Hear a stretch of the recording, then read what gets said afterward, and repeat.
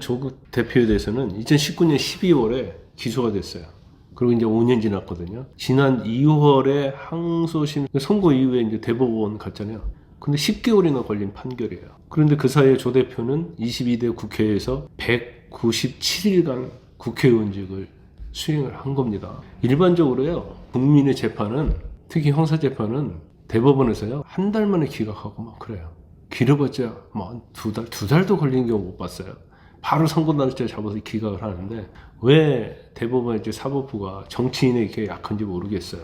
그 부분은 반드시 시정이 돼야 하는 거고, 일단 조국 대표에 대한 재판이 장기화되면서 굉장히 많은 문제가 있었잖아요. 여러분도 아시다시피 5년 전에 서초동에서 조국 수호 집회가 있었고 광화문에서는 조국 반대 집회가 있었잖아요. 그때 얼마나 선동질을 하고 얼마나 국가를 혼란하고 국민을 이간질했습니까? 조국에 대해서 교수직 직위도 1심 결론이 날 때까지 3년 넘게 절차를 진행하지 못했거든요. 그러다가 지난해 2월 1심 선고 후에다 파면 결정을 했어요, 서울대에서.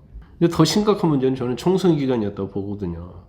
이미 항소심에서 실형이 선고됐을 때 대법원 가면 당연히 이게 확정이 된다는 것이 예견돼 있었어요. 그럼 피사건이 박탈된다는 것은 그 누구나 알 수 있거든요. 조국도 알았을 거예요. 조국 당도 알았겠죠. 그런데도 불구하고 징역 실형 2년을 선고받은 사람이, 그런 자가 신당창당했잖아요.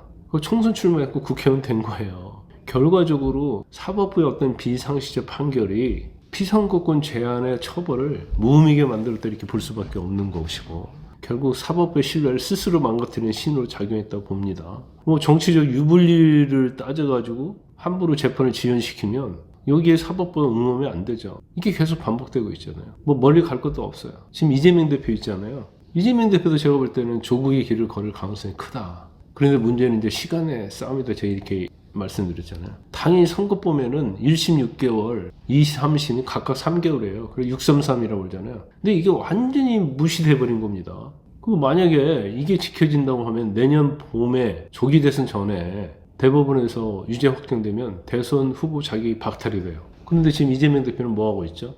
소송기록 접수 통지서를 수령을 거부하고 있잖아요. 그런데 시간을 벌려고 지금 안간힘을 싸고 있다, 이렇게 봅니다. 걸핏하면 지연되는 이러한 정치인들의 재판 행태가 지금 사회 전반에 굉장히 악영향을 미치고 있는 거예요. 무엇보다도 정치인들 재판의 시간 끌기는 사법부가 막아야 하는 거예요. 법 앞에는 누구나 평등하잖아요. 그 평등을 실현하는 것은 사법부거든요.